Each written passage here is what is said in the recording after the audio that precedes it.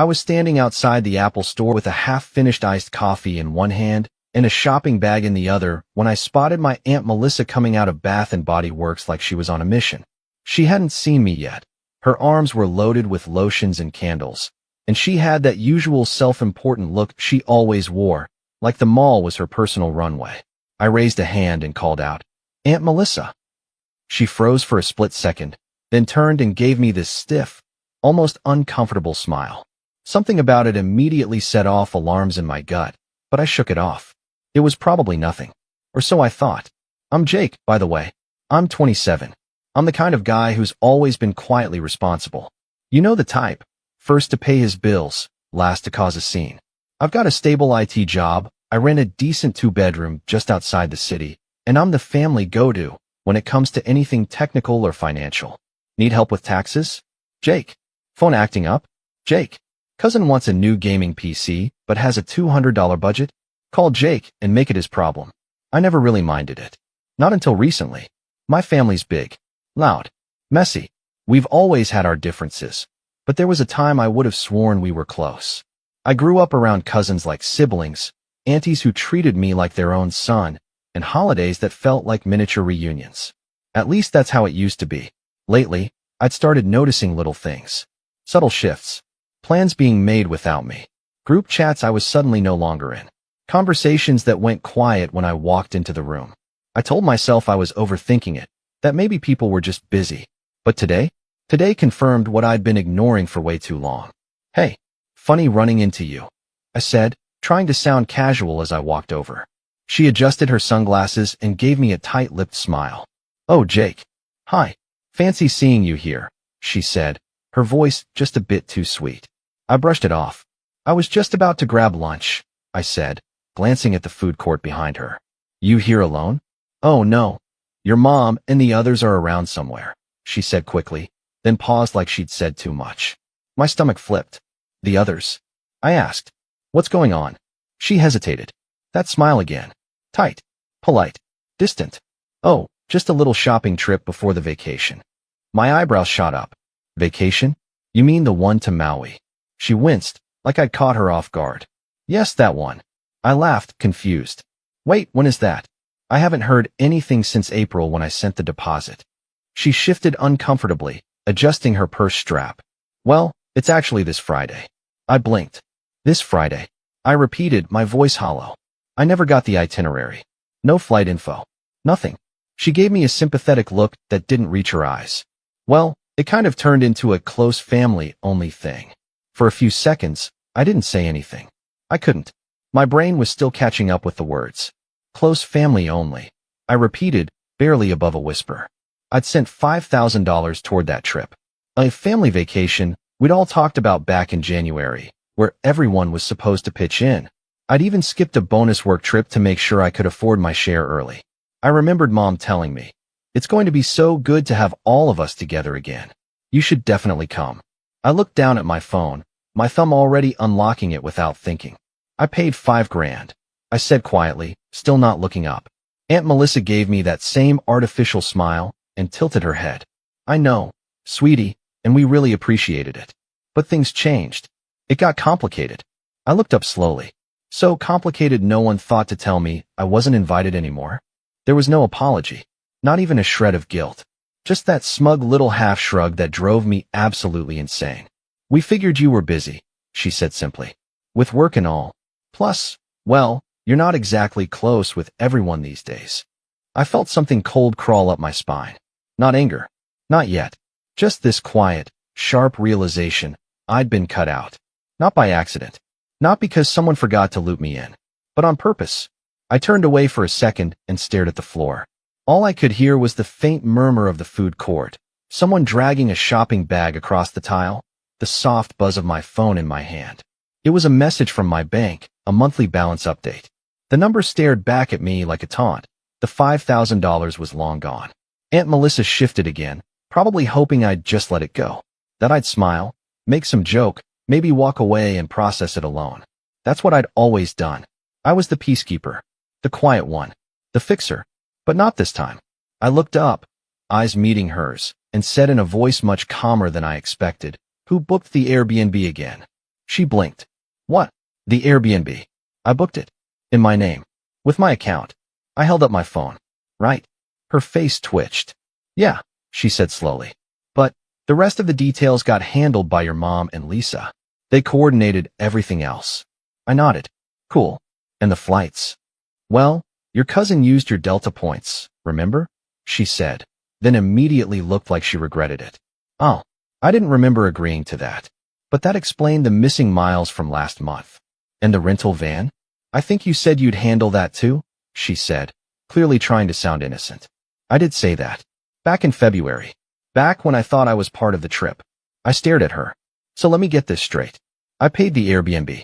You used my airline points for your flights. And I covered the rental van. And now, I'm not invited. There was no good answer.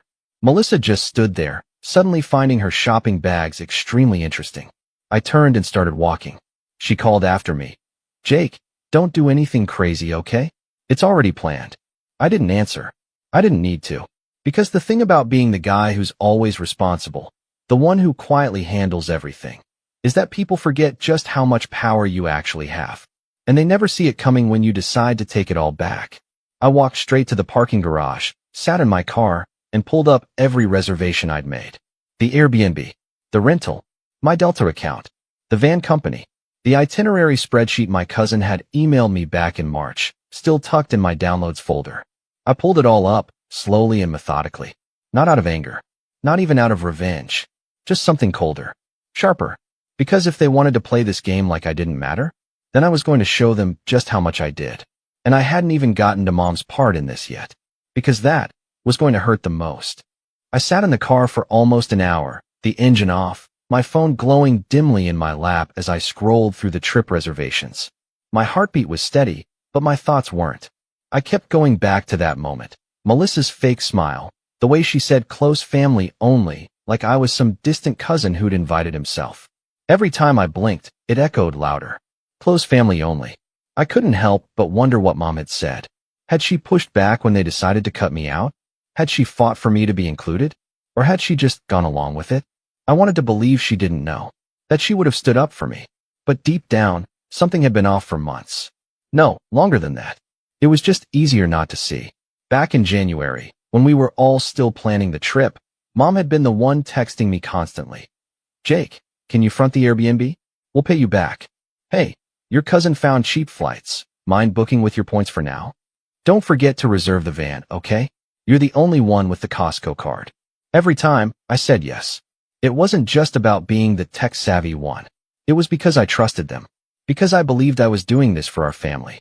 And because I'd spent years learning not to say no. I was the oldest of three. My brother Tyler is 25. My sister Becca is 22. We weren't exactly close growing up.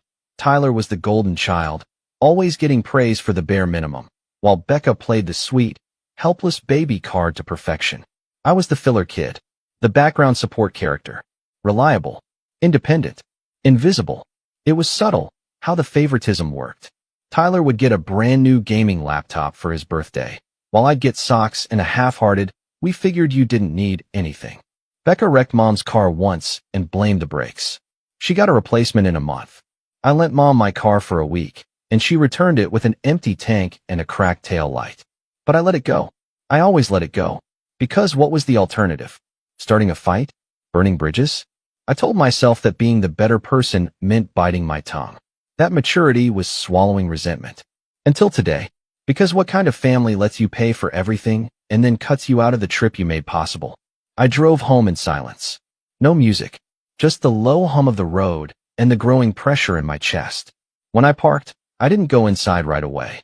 I sat there for a few more minutes, then opened the group chat, Maui Dream Team, which had gone quiet 2 months ago. I scrolled up. March, me sending the Airbnb confirmation. April, my cousin Aaron confirming the flight bookings. Used Jake's points, saved everyone a ton. Legend, May, Lisa, Melissa's daughter, sending over an itinerary template and asking me to keep track of the schedule since you're good at that stuff. Then nothing. Dead silence. At least, for me. I opened my mom's chat and scrolled through our recent messages. They were sparse. A thumbs up here. A forwarded meme there. No mention of Maui. No heads up. No hey, plans changed. Just passive silence. I don't know what I expected. Maybe an apology waiting for me. A voice memo saying, I didn't know how to tell you. I'm so sorry. Something. But there was nothing. And that silence? That was louder than any insult. I didn't sleep much that night. I lay in bed staring at the ceiling, replaying conversations from the past year. Little moments I'd brushed off. The time I showed up to a birthday party and everyone had already eaten without me. The way no one told me Becca had moved into her boyfriend's place until 2 months later. The family game night I only found out about through an Instagram story. Piece by piece, it all fell into place. They'd been phasing me out. Slowly. Quietly. And the worst part? I let them. I woke up the next morning to a text from my mom. It just said, Hey honey, can you remind me what the check-in time is for Maui? I want to tell Melissa what time they can start unloading the bags. I stared at the screen for a full minute. No apology. No explanation. Just a request. Like nothing had happened. I didn't respond. Instead, I got out of bed, made coffee, and opened my laptop. The Airbnb was still in my account. The reservation was active. Check-in was Friday at 4 p.m. I'd paid for the full week in advance, non-refundable, $3, 200 gone in a single click 6 months ago. I remembered the listing clearly, a beachfront house with 6 bedrooms, a private pool, and a massive kitchen. It was supposed to be for the whole family. Supposed to be. I clicked Manage Reservation and stared at the cancellation options. My finger hovered over the button, but I didn't press it. Not yet. Instead, I emailed the host. Hi there. I just wanted to confirm that I'm the sole person authorized for check-in. No one else should be granted access without me. Please let me know if that's clear on your end. She responded 10 minutes later. Of course. Only the account holder can check in unless we're told otherwise. Looking forward to hosting you. I smiled. It didn't reach my eyes, but it was a start. By Thursday, the tension was a steel wire wrapped around my spine. I hadn't said anything. Not to Mom. Not to the group chat. Not even when I saw an Instagram story from Becca showing off her Valkyrie nails with the caption, Hawaii, here we come. My phone buzzed again. A message from Tyler. Hey bro, can you send me the Airbnb address again? We land at 2 p.m. tomorrow. Uber's gonna be tight with all our bags. No greeting. No small talk. No thanks. I didn't respond. At 8 p.m. that night, I got a call from Mom. I let it ring. She called again. Then again. Finally, on the 4th try, I answered. Hey, I said flat. Jake, she said, way too cheery. Finally. Okay, so just a quick thing. Melissa said you had the keys to the Airbnb, and we weren't sure if we're meeting you there or... Why would you meet me there? I asked, voice even. She hesitated. Well, I mean you're still coming, right? I laughed. It was hollow. You tell me, Mom. Am I invited? Of course you are, she said quickly. Don't be silly. Funny. That's not what Melissa said. She was silent. I waited. She sighed. Look, Jake, it's just been a stressful few months. We didn't want drama. We figured you were doing your own thing. No, Mom. You decided I was doing my own thing. You chose not to include me. That's not fair. No, what's not fair is using my money, my points, and my name for a trip you never intended to let me join. Another pause. I could hear her breathing. Then she said, This doesn't have to be a big deal. Just send the info. Let's not ruin the whole trip over a misunderstanding. I was quiet for a moment. Then I said, You know what, Mom? You're right. She exhaled, relieved. It's not a misunderstanding. And I hung up. 10 minutes later, I got a group message from my cousin Aaron. Dude, did you cancel the van? We just got a notification that the reservation's gone. I didn't respond. Then Melissa messaged the group. Jake, please don't make this difficult. We're all packed and ready. We're family. And that was the moment it hit me. They didn't think they'd done anything wrong. To them, I was the help, the credit card, the driver, the background character, and they expected me to keep playing the part. I sat back in my chair and stared at the messages piling in. Everyone was panicking now. No one knew the address. No one had the check-in code. The rental was canceled. Flights were still on, but they'd land tomorrow with no place to go. And then the call came in. From Becca. I answered. Jake, seriously? What is your problem? My problem. You're blowing everything up over nothing. You mean getting excluded from a vacation I paid for? We didn't exclude you, she snapped. We just figured you'd be boring and grumpy like always and ruin the vibe. I laughed. She kept going. This was supposed to be for people who actually want to have fun. And yet you still wanted my money. I said, voice ice cold. She didn't respond. I ended the call. And then I did what I'd been waiting to do. I clicked into the Airbnb reservation. I hit cancel. And then I booked something else. For myself. One guest. Different part of the island. Quiet, private, no family drama. I paid in full. Then I forwarded the confirmation to my personal email, closed the tab, and muted the group chat. But I wasn't done. Not even close. Because the breaking point wasn't canceling the trip. It was what came after. And that was going to change everything. I woke up to silence. The kind that sits heavy on your chest. No buzzing phone. No pings from group chats. Just the faint hum of the air conditioning and the sun creeping in through my blackout curtains. It was Friday. Check-in day. The day they were supposed to arrive in Maui, ready to kick off a family vacation that no longer existed. At least not for them. I got up slowly, the stiffness in my back reminding me I hadn't slept well. My body felt like it had just walked out of a crash site. Not because of anything physical, but because of everything that had come crashing down emotionally in the last 48 hours. I made coffee, sat at the kitchen table, and stared at the wall for a long time. I should have felt triumphant, vindicated. I'd taken back control, made them feel the consequences. But instead, I felt empty. Not because I regretted what I did. I didn't. But because when the dust settled, I realized what I was left with. A family I no longer trusted, and $5,000 I would never get back. And yet, it was the quiet that hurt most. I didn't get any more calls. No more angry voicemails. No texts begging me to reconsider. Nothing. They'd landed, realized the trip was off, and decided to freeze me out entirely. Fine. So be it. I wasn't going to beg to be part of a family that only wanted me around when I was convenient. When I was paying. When I was useful. By noon, I was sitting in the gate terminal at LAX, suitcase beside me, headphones in. My flight to Maui was boarding in 20 minutes. I'd booked a solo Airbnb on the north side of the island, far from the resort they originally planned to stay at. Mine was small, nothing fancy, but it was mine. My name. My money. My trip. I stared out the window at the tarmac as I sipped my overpriced terminal coffee.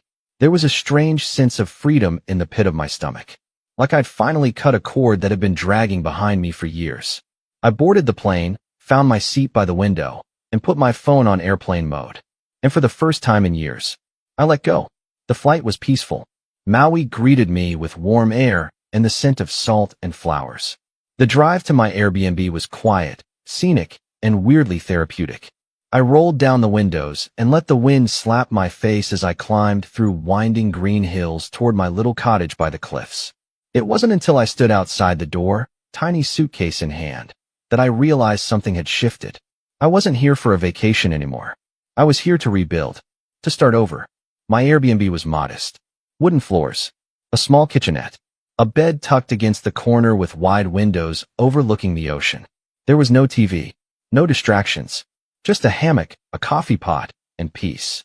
I unpacked slowly, made myself dinner, sat outside under the stars that first night, listening to the waves crash against the rocks below. And I didn't check my phone once. Over the next few days, something strange happened. I began to feel human again. I hiked through bamboo forests. I swam in waterfalls. I read books I hadn't touched in years. I slept without nightmares, without stress. I walked barefoot on volcanic sand, and watched the sunrise every morning with a cup of coffee and no one else around.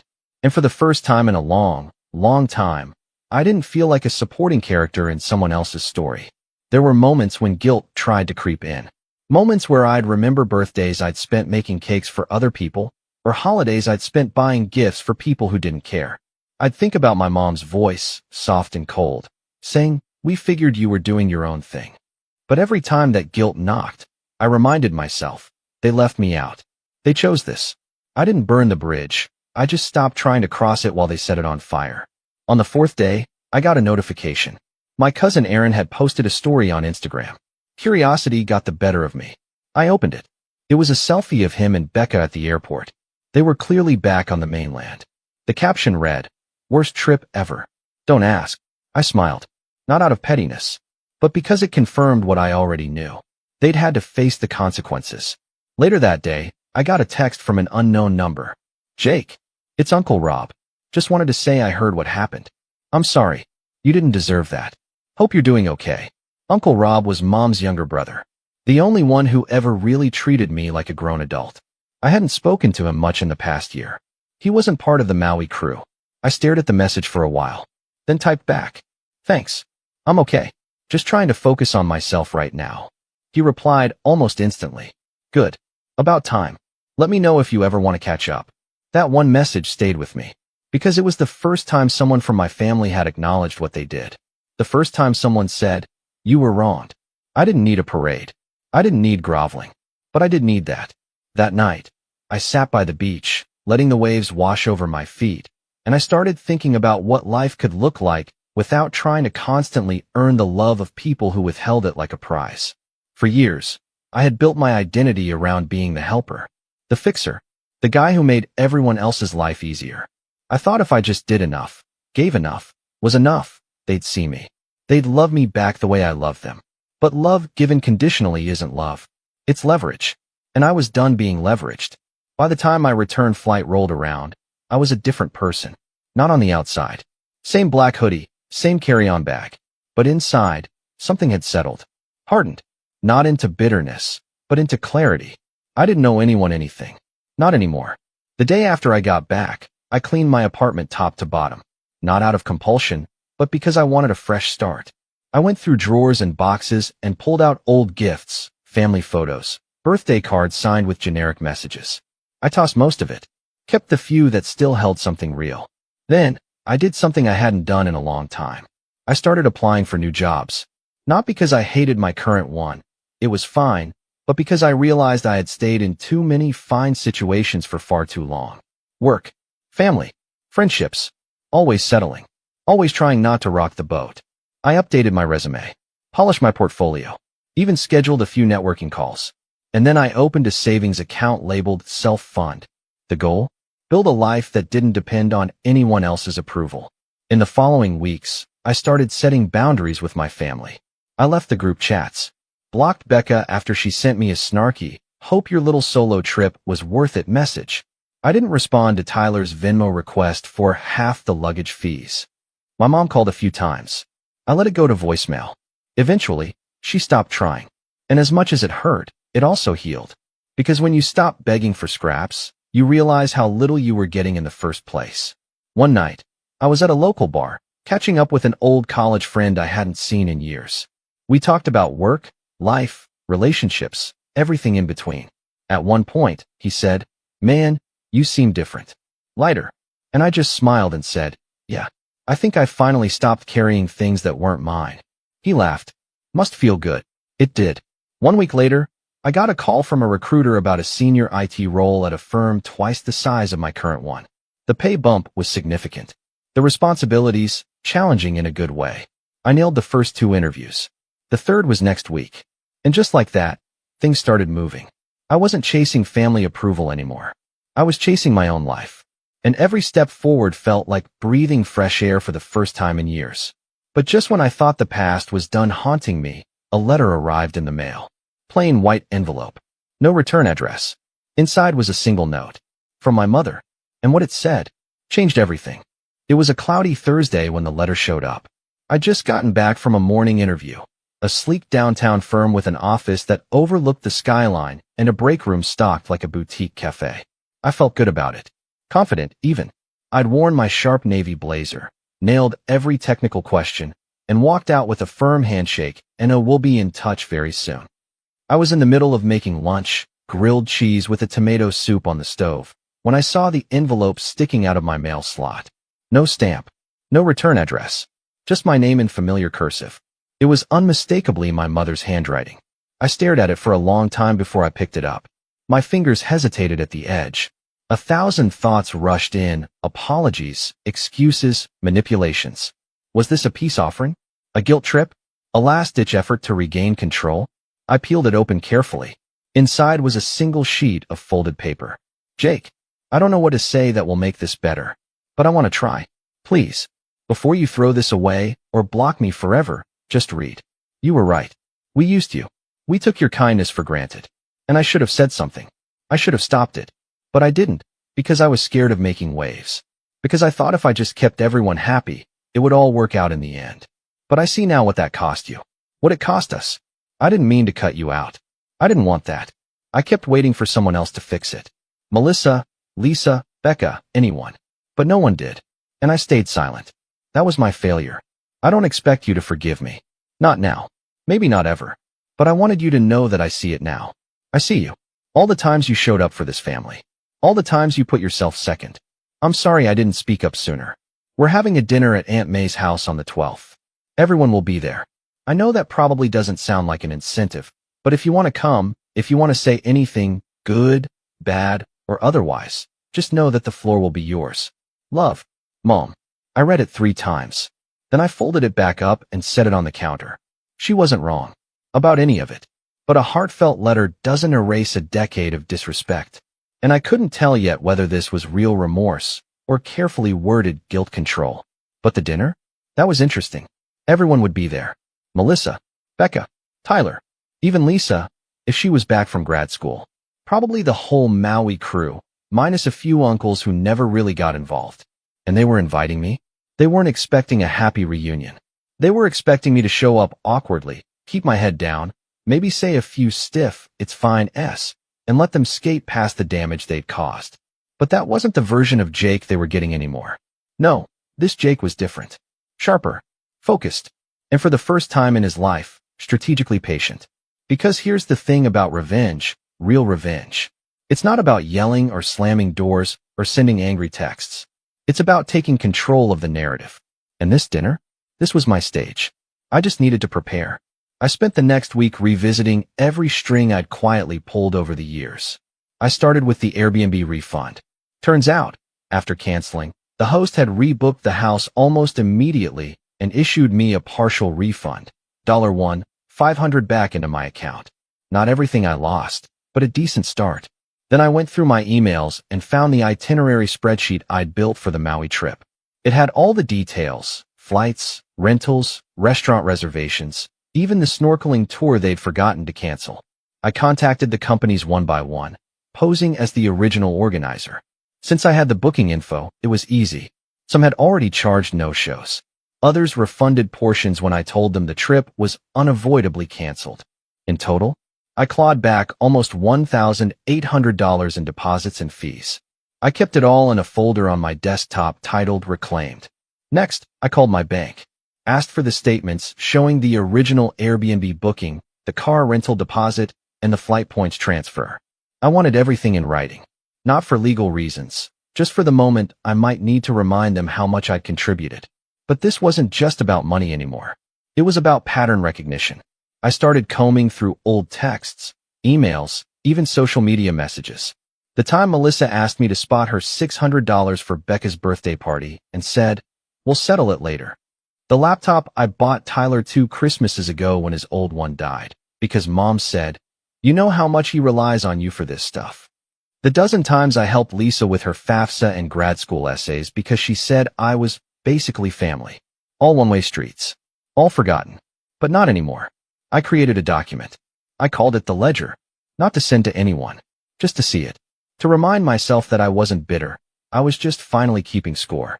By the time the 12th rolled around, I had everything I needed. I didn't dress for war. I didn't need to. Simple black shirt. Gray slacks. Clean shave. Calm eyes. I drove to Aunt May's house at 6:45 sharp. The driveway was full. Cars I recognized. Lisa's Mazda. Tyler's beater Camry. Melissa's Lexus that she always bragged about leasing at a steal. The porch light was on. Laughter echoed from inside. I stood at the front door for a moment and let it all wash over me. And then I rang the bell. Aunt May opened the door. Her eyes widened just slightly when she saw me. She pulled me into a hug like nothing had happened. "Jake." "Oh, honey, it's been too long. Come in." I stepped inside. The living room was full of voices. People turned. Conversations paused. A few cousins smiled awkwardly. Becca blinked at me like she'd seen a ghost. Melissa froze, a wine glass halfway to her lips. And Mom just stood there. Quiet. I nodded. "Evening." I didn't sit. I stayed by the doorway and let the tension thicken. The silence wasn't mine to break. Eventually, Mom stepped forward. Her voice wavered slightly. "Jake, thank you for coming." I gave a small nod. "I wasn't sure if you would," she added. I didn't respond. Melissa cleared her throat. "Well, now that everyone's here," she said with a brittle smile, Maybe we can finally enjoy some family time. I looked at her. Really looked. Her usual confidence seemed thinner now. Forced. Becca glanced away when our eyes met. Good. Aunt May gestured toward the dining table. Come on, let's eat. I followed them in and took the last chair, at the far end, across from Melissa, between two cousins who didn't speak much. The table was full of food. Roast chicken, mashed potatoes, mac and cheese. Everything smelled good, but my appetite was gone. Dinner started awkwardly. Small talk. People tried to act normal.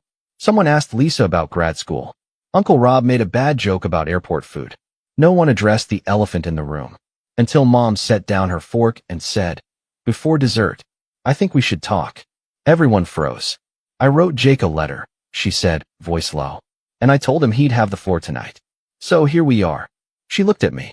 Her eyes didn't plead. They didn't even shimmer. But they were open. I stood. Not fast. Not angry. Just steady. I looked around the table. One by one. Letting each of them feel it. Then I said, this isn't going to be a yelling match. I'm not here for apologies or explanations. I paused. I'm here to give you something none of you gave me. They waited. Clarity. I reached into my coat and pulled out a small folder. I set it on the table. This, I said, tapping it, is everything I paid for. The Airbnb, the flights, the van, the snorkeling, the deposits, the rental upgrades, the extra miles, the late cancellation fees when you didn't show up. No one said a word. Total value, $5,820. Not including the hours I spent coordinating, booking, organizing. That was free labor. My gift to the family. Melissa opened her mouth. I raised a hand. Don't. Not yet. I turned to Becca. You said I was boring and would ruin the vibe. But you had no problem enjoying the vibe I paid for. She flushed red. Looked down. To the rest of you. You didn't just cut me out of a trip. You cut me out of the family I thought I belonged to. You used me like an app. You pressed the button when you needed help. Then you closed the window and forgot I existed. I looked at Mom last. And you let it happen. Her eyes glistened. But she didn't look away. I exhaled. So here's what happens now. I reached back into the folder and pulled out two things, a printed invoice and a small white card. The invoice, I said, sliding it to Melissa, is just symbolic. I don't expect payment. I just want you to see it. To know the cost of what you did. She took it with trembling hands. The card, I added, holding it up, is the number of a therapist. One I've been seeing since I got back. She's helped me unpack a lot. And she said something that stuck with me. I looked around the room. She said, forgiveness isn't about letting people off the hook. It's about deciding who you want to carry forward in your life and who you leave behind. I set the card down. Then I sat. The silence was deafening. And that's when Melissa, finally, spoke. But what she said, that was the moment everything truly changed. Melissa stared at the invoice like it had insulted her children.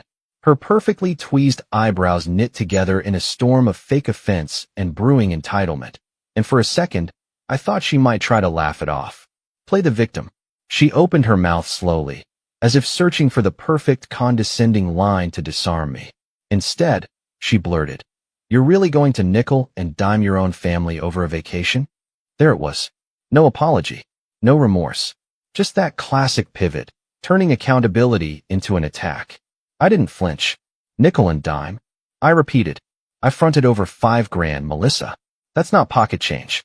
That's 2 months of rent, or half a year of groceries. And no one even had the decency to tell me I wasn't invited anymore. You weren't uninvited. Becca chimed in, rolling her eyes from the far end of the table. We just thought you wouldn't fit in with the group dynamic. It wasn't personal. I turned slowly. I paid for the roof over your head. You posted 15 selfies with drinks I bought at a restaurant I booked. So yeah, if I didn't fit the group dynamic, maybe it's because I was never treated like part of the group. Just the wallet. Mom's voice broke in softly. Jake, please. Can we just? No, I said. Calm. Final. You said I had the floor.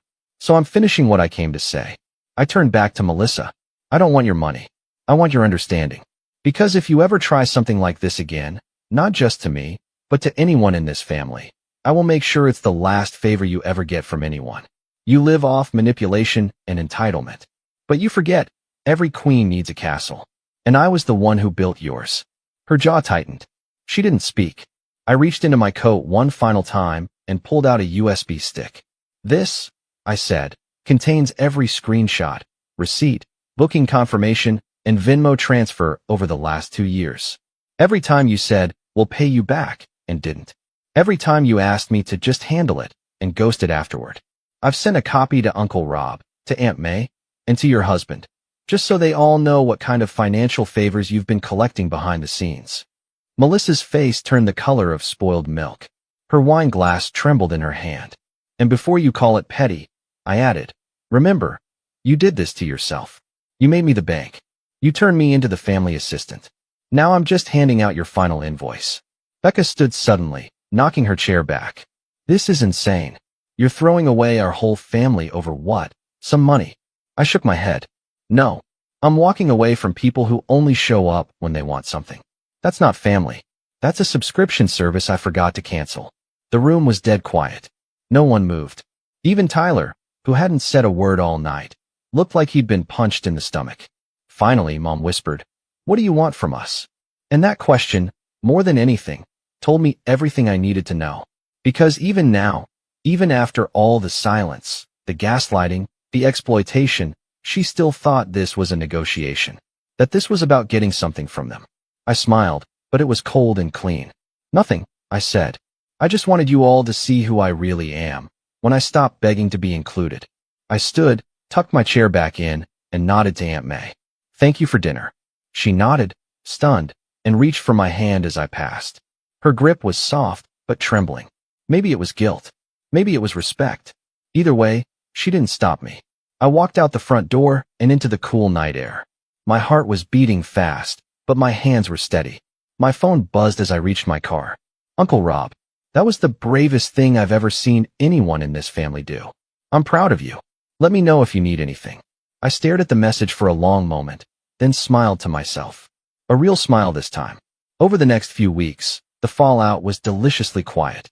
Melissa tried to spin it, of course. She posted some vague Facebook status about toxic family members playing the victim, but it didn't get the traction she hoped for. Most of the extended family had seen the receipts I sent. They knew the truth now, and her reputation as the manipulative ringleader? Cemented. Lisa texted me once. Said she was disappointed in how I handled it. I didn't reply.